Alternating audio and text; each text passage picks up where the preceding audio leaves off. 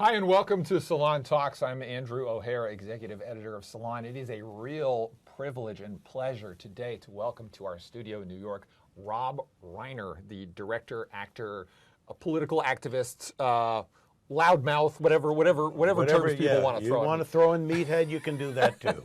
I was going to get to that. Rob, thank you so much for being here. Welcome. Thanks for having me, Andrew. And there's so much that we can talk about. I know you were just on CNN today, for example, talking about the Supreme Court, talking about the president's immigration policy, which you've been very outspoken about. And I want to get to that, but there's a reason that we're here today, and there's actually a pretty good transition from one to the other, I think. Yeah, you have a new film, which you directed and also appear in. Correct. Although you're not like the main. You're not. It's an ensemble. It's an ensemble. Piece. Woody Harrelson right. and Tommy Lee Jones and James Marsden, myself, Jessica Biel. A tremendous cast. You guys just heard all the people that are in this movie. It's an amazing cast.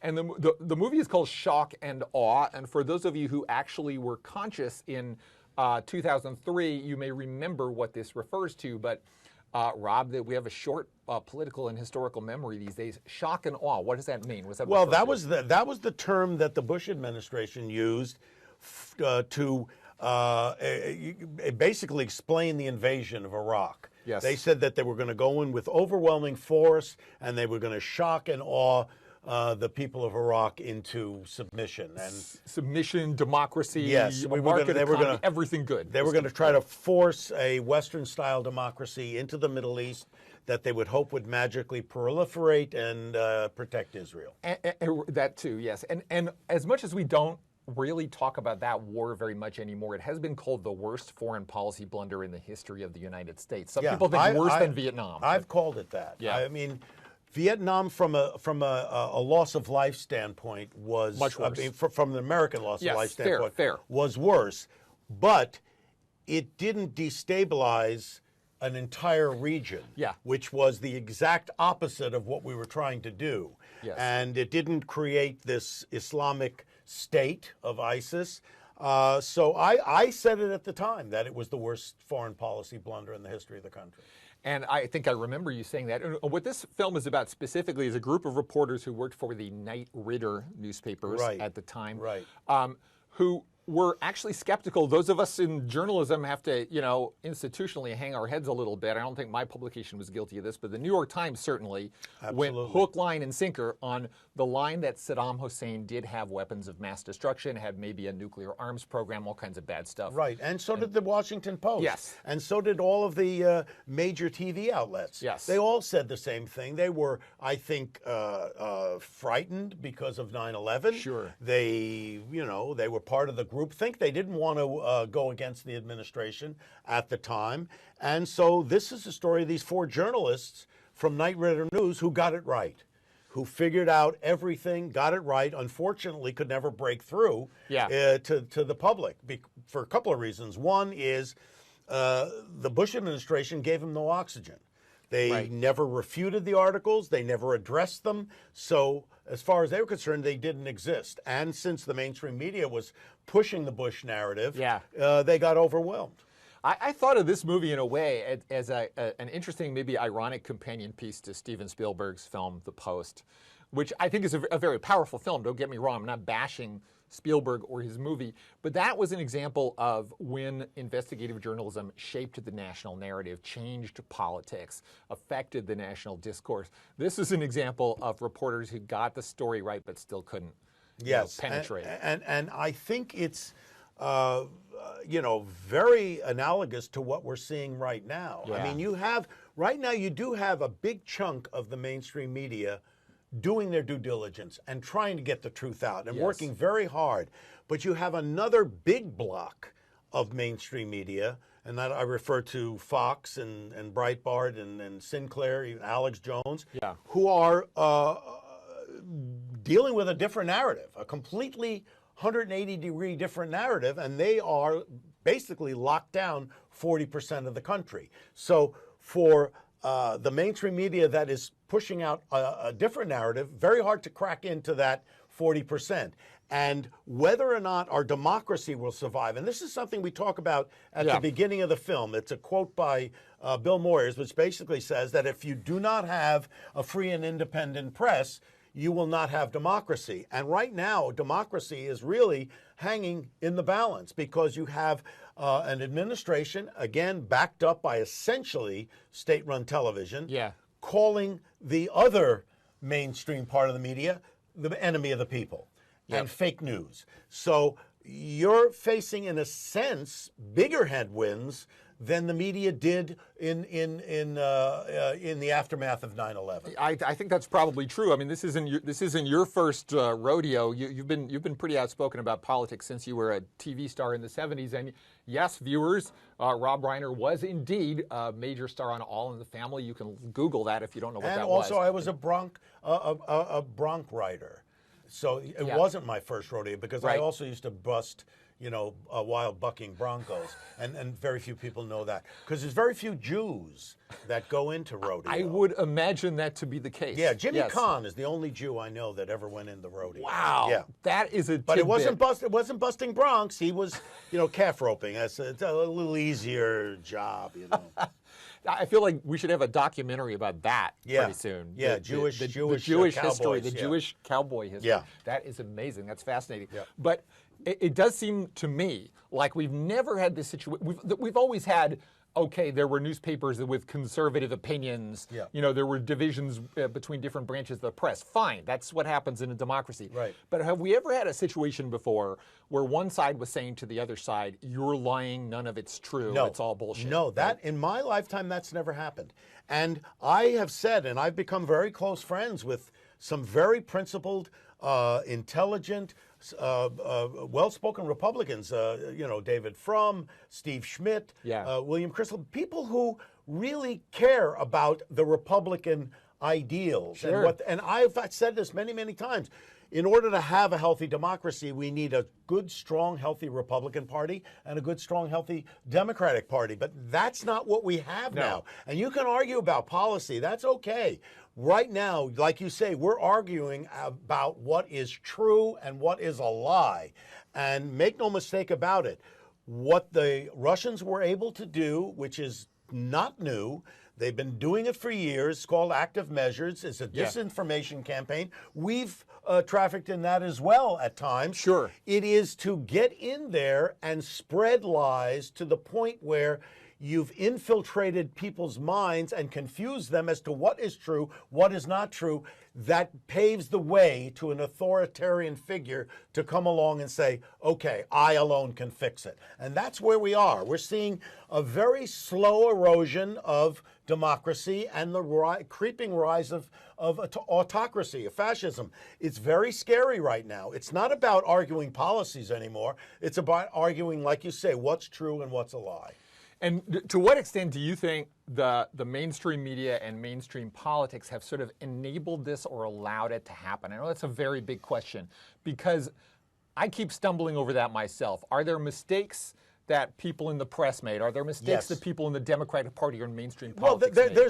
There's blame to go around. I mean, we were a divided country long before the Russians took advantage of it and Trump took advantage of it. But there is some of the responsibility does lie at the feet of the media in that you have to vet each candidate. And I think for a lot of the media, they didn't think Trump was going to get the nomination, and they didn't think he was going to win. So we had Hillary Clinton vetted, certainly 30 years of vetting Hillary Clinton, and the current moment, which was emails, and the Benghazi thing, which was over and over and over and over again. And yet with Trump, even though there was a lot of lies and, access Hollywood tapes and all that stuff and attacking Gold Star parents, there was never any real vetting of who this guy was, who he was at his core. And that's what elections are all about. It is, who are these people essentially? Who are they at their core? I would submit to you that if the media spent as much time as they did on Hillary's emails on the fact that a man running for president defrauded people out of their life savings by a fake university to the point where they initiated a lawsuit that resulted in $25 million that he had to pay out that came from other people's money and funneled through a fake foundation into the pockets of the people that were aggrieved. And that was said over and over again. We would say, okay, this man's a criminal. Right. He tries to bilk people out of their life savings, and is this who we want for president? If you remember what happened to Mitt Romney in the campaign, oh, yeah. Bain Capital was a big deal, and all of a sudden he was a guy, you know, who was a good, upstanding guy. He was a Mormon. He was the governor of Massachusetts. He was for health care for all and all that. But he was part of a company that did some hostile takeovers and caused people to lose their jobs. That sunk the man. He was sunk. Yeah. Now, Donald Trump was throwing out a scandal or a lie every day, or many of a day, and there were a lot of shiny objects, and that's the active measures part of it. You throw a lot of flashy things out there, and the media is like going after everything, like fish finding it. But the core of who he was is a criminal.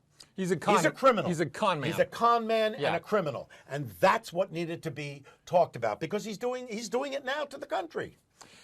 For a con man to be successful, for that kind of a criminal to be successful, he has to be selling people something that they want. Right. Isn't that part of the problem?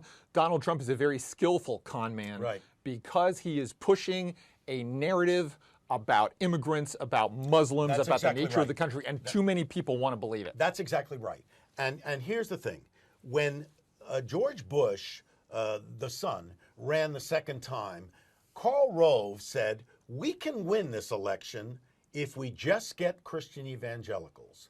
All we need to do is get them all, because they weren't used to voting. They had their issues about gay rights and abortion and so on, but they were not galvanized as a voting bloc. Some of them thought it was inappropriate to vote even at the time. The separation of church and state. Yeah. But he galvanized that, and he was able to bring home a victory the second time for George Bush. In a large part, the first time, although that was a Supreme Court thing. But that happened again, where you had white nationalism, the alt-right, and the idea that the country was moving in a different direction demographically, and all of a sudden, these white nationalists were frightened that their country was going to be taken over by brown people. And he milked that for all it was worth. He started by saying Obama was not legitimate. Yes. And then he went to calling Mexicans rapists and murderers, and saying all Muslims have to be banned from the country.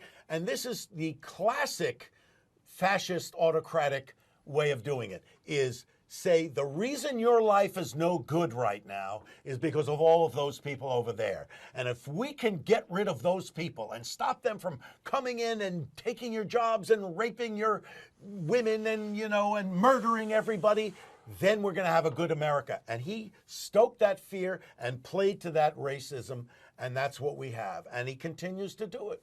Rob, I know you have to go. I want to circle back to say one more time, Shock and Awe is available now on DirecTV for those of you who have that at home, and will be in theaters on July 13th. My last question to you. This week has been such a blitzkrieg and a fire hose. Yeah. We've had, until a few days ago, we had this policy of taking children away from their parents at the border. We just had the Supreme Court uphold the Muslim ban, and we just learned that Anthony Kennedy is retiring, giving Donald Trump one more Supreme Court appointment. How bad is the situation right now? It's terrible. It's terrible, because we're seeing the erosion of democracy from the inside out. The press, the rule of law, all of these things are being eroded. And if we give this possibly illegitimate president, who is under investigation for colluding with a foreign enemy power to take this country, if we give him another seat on the Supreme Court, it could change the way America is for the next 30, 40, 50 years. It's very scary. Women's rights are at stake. Gay rights are at stake. Workers' rights, civil rights, they're all on the table now. And it will start to realize that white nationalism. It's very, very scary. So we have to fight. We have to fight hard. And we need the press now more than ever, which is what the movie's about. The press must hold this person accountable and must get the truth out. We say the line in the movie, when the government says something, you only have one question to ask. Is it true? And that's what the press needs to keep doing. Is this true? And you're seeing it sometimes in the press briefing room now. You're seeing journalists saying to Sarah Huckabee Sanders, that's not true, when she says something. That's not true. It's not enough to just say, well, let's hear one side and the other side. You have to stand up for the truth. And if somebody says something that's not true, you have to call them on it. Standing up for the truth. Rob Reiner, director and actor in Shock and Awe, film about the 2003 attempts to expose what the Bush administration was lying about back then. July 13th in theaters, available right now on DirecTV. Rob, thank you so much. Thanks for having me.